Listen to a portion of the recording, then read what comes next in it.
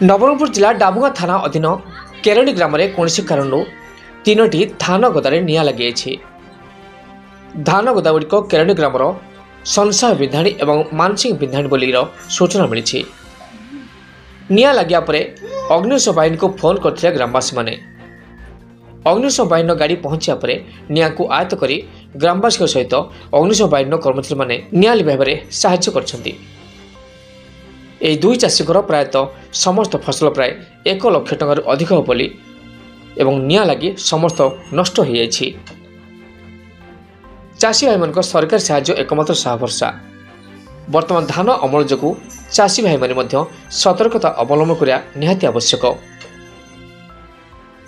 नवरंगपुर मीर शंकर पात्र report ओटीएन TV.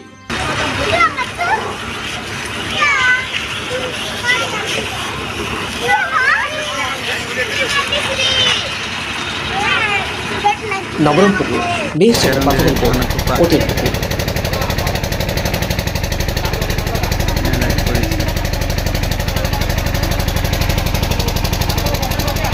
चरंडी